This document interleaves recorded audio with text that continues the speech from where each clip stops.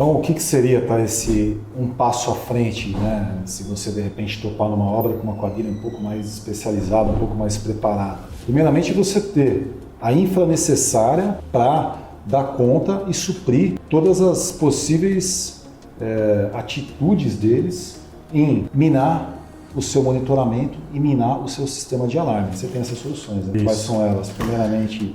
Hoje a gente consegue, por exemplo, o caso que você citou, hoje tem profissionais que, essas quadrilhas especializadas, né? Quadrilhas profissionais, se fantasiam lá da operadora da companhia de rede elétrica, da companhia de internet. Então o cara vai no poste, corta uma energia elétrica. No sistema de alarme a gente tem uma bateria específica para o sistema de alarme continuar monitorando.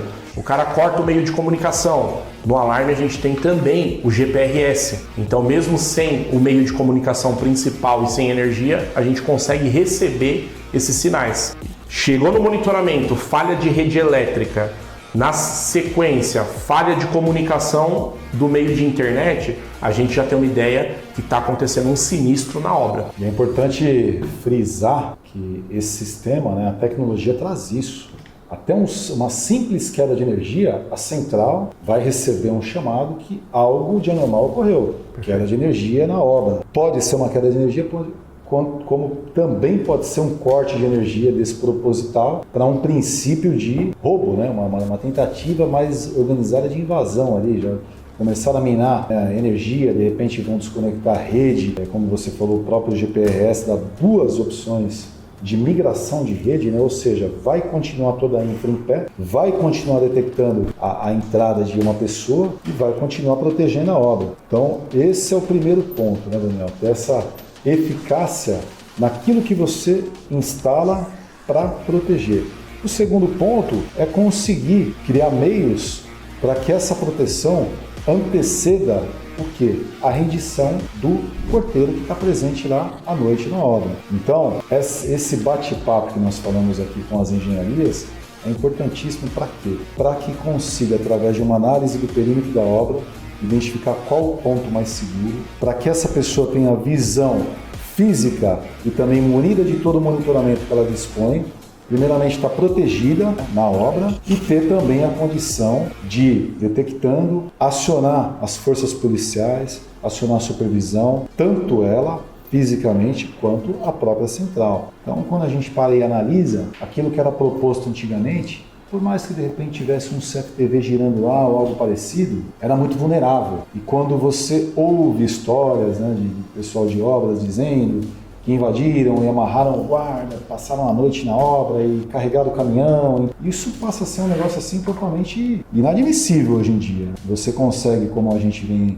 expondo aqui, com um custo muito baixo, né, mantendo a figura de uma pessoa noturna, ela vai estar munida de toda essa infra ao redor dela para primeiramente protegê-la e consecutivamente, ela estando protegida, ela vai estar apta a identificar, né, seja por disparos dos sensores, seja pelo CFTV que ela vai ter acesso ali também online, seja pela visão dela física no ponto estratégico que ela está da obra, para também presencialmente enxergar o que está acontecendo, né? Vai ter a condição de acionar quem de direito.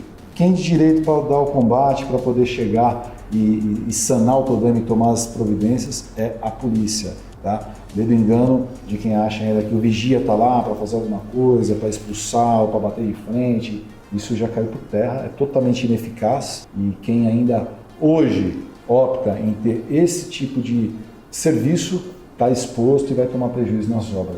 Eu vejo essa logística diferente, né? Esse novo jeito de fazer a proteção, né? Novamente, a gente está falando disso, juntar a tecnologia com o serviço ali do porteiro, do controlador de acesso. Só para a gente revisar aqui os itens, tá, pessoal? Ó, primeiro item, conscientização da importância. Segundo item que nós falamos, os sistemas de segurança junto com o profissional, tá? Eu vou pegar mais um caso. Então hoje, o que eu vejo que a solução assim mais ideal que nós estamos aplicando ali nas obras?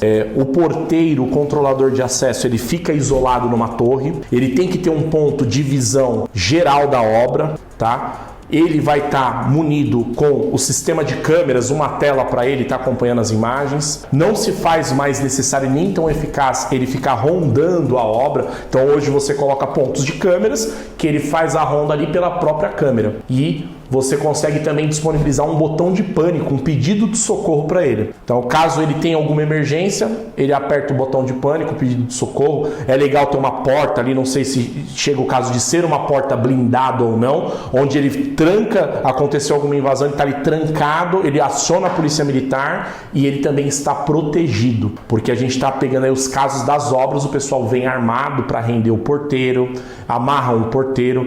Então, a partir disso, a gente começou a desenhar ali um novo procedimento, um novo processo, a gente tem que se atualizar, porque essas quadrilhas, esses especialistas para roubos e furtos, eles vêm cada vez mais se especializando. Vou falar de um outro item que eu acho muito importante também. De novo, falamos da conscientização e importância dos sistemas mais do profissional. Falamos também da proteção perimetral, tá? Isso tem que partir ali da engenharia, vai ter custo, mas fazer uma boa proteção perimetral da obra. O nosso quarto item, logística das áreas das obras. Uma dificuldade que as empresas de monitoramento têm, que as equipes de instalação têm com o monitoramento da obra, é quando a obra vai avançando. Então, se começa num lugar a engenharia, o almoxarifado, às vezes a engenharia está de um lado, o almoxarifado está do outro. Isso dificulta as instalações dos sistemas. Então, acho muito importante a equipe da engenharia, junto com a construtora, vai acionar lá o consultor, especialista na parte da segurança, e eles vão em conjunto determinar onde seria o melhor local para o almoxarifado. Porque tem que entrar na questão da evolução da obra, né? Tem que estar fácil de acesso para a obra, mas também tem que a questão da segurança, não só a segurança física, mas como a segurança eletrônica. Avançou a obra, construiu uma torre, tá? E o cabo que passava naquela região?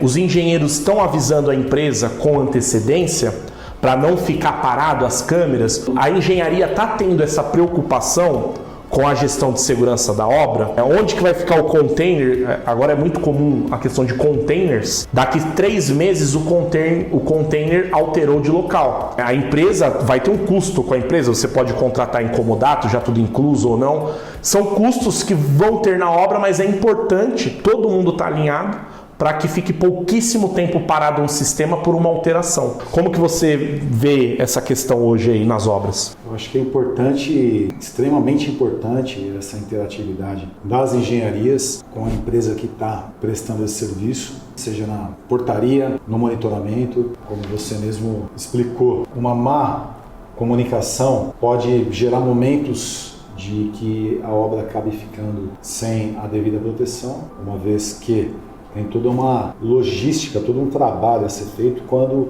você faz uma nova instalação daquela infra toda de segurança. Então, acontece da pessoa, como falou, alterar um container, algo que muitas vezes é sabido já dessa engenharia e simplesmente pela correria do dia, do tocar a obra, né, acaba se não avisando a empresa, comunicando a empresa, de repente naquele dia a empresa não consegue atender, até porque o tempo útil para aquilo demanda alguns dias mesmo para fazer toda a modificação. Criou-se um prazo aí, um tempo aí de vulnerabilidade, né? Então isso é muito importante, essa gestão da engenharia da obra.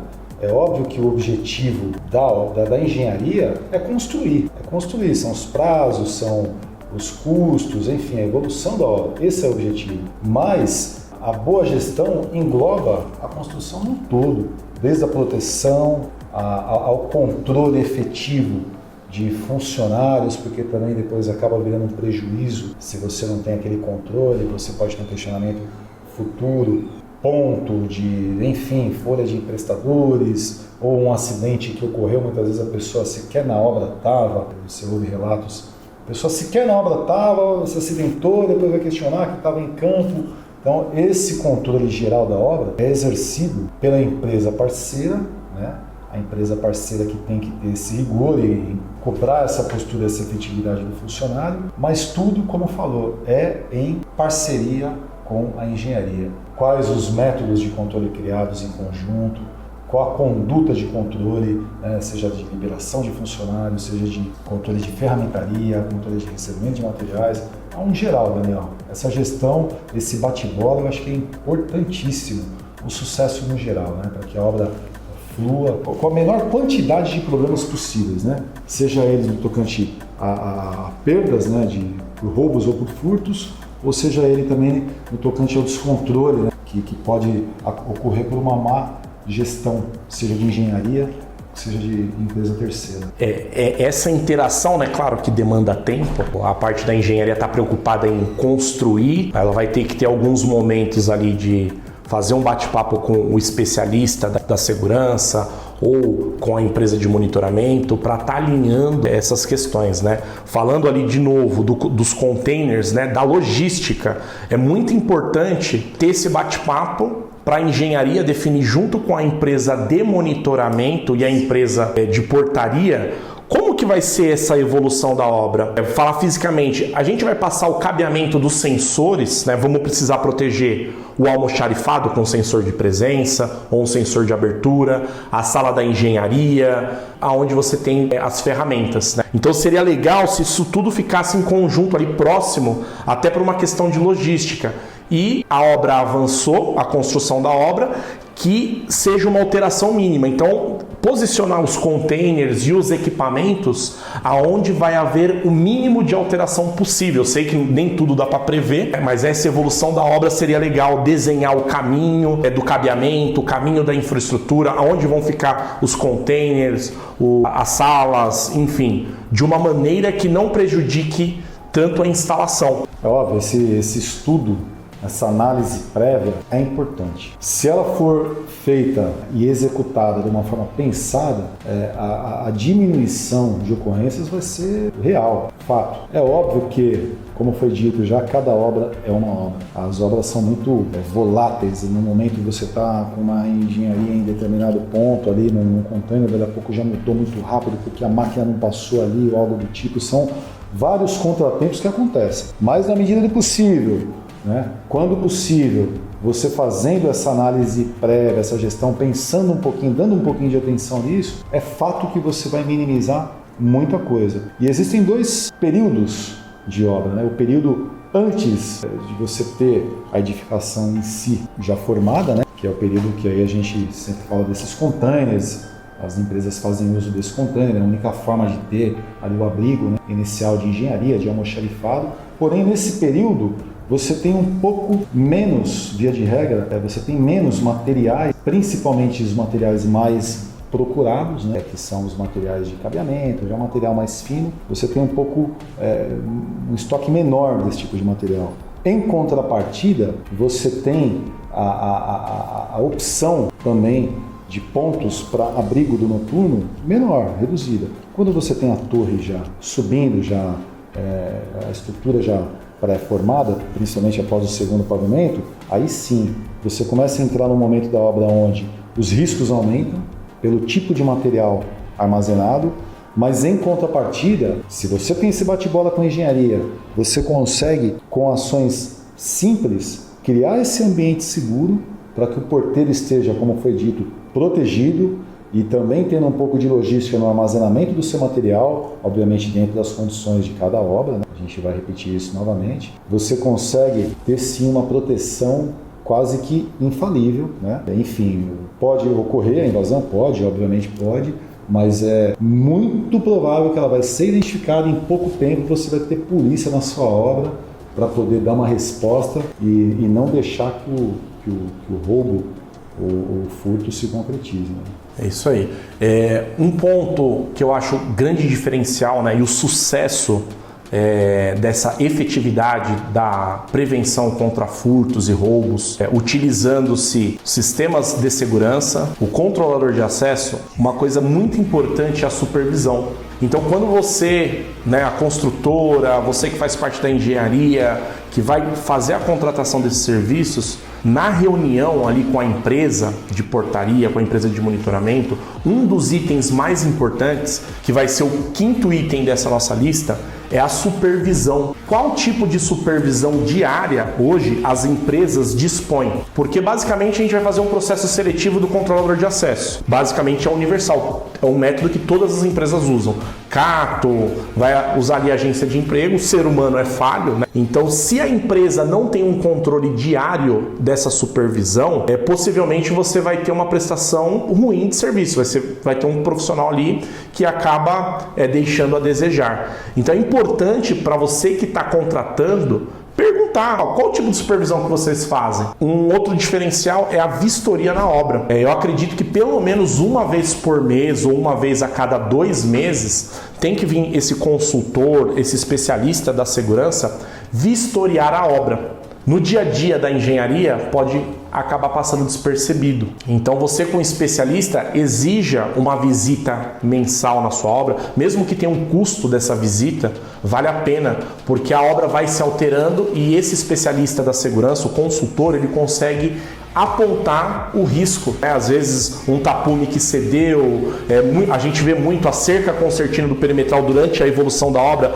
ela vai caindo, vai ficando torta e o pessoal vai deixando passar. Então essa supervisão diária, como que faz esse controle com os controladores de acesso, como a empresa de monitoramento faz a supervisão dos equipamentos, acho importante a equipe de engenharia construtora estar ciente sobre isso. Porque, como foi falado, a obra ela avança muito rápido, né? Aquilo que estava seguro hoje pode não estar mais daqui a uma semana. Então é importante sempre estar se adequando, é um trabalho contínuo até o fim, para em cada fase da obra você conseguir a efetividade daquilo que você está fazendo. Então muitas vezes uma câmera que era muito útil em determinada posição passou a não ser mais, né? Então vamos readequar. Um sensor que também foi útil e eficaz em uma posição também passou no momento a não ser mais. É importantíssima essa interatividade aí, essa visitação. Assim como você falou, a empresa que se propõe a ter a terceirização de um porteiro da figura humana, ela também tem que ter sim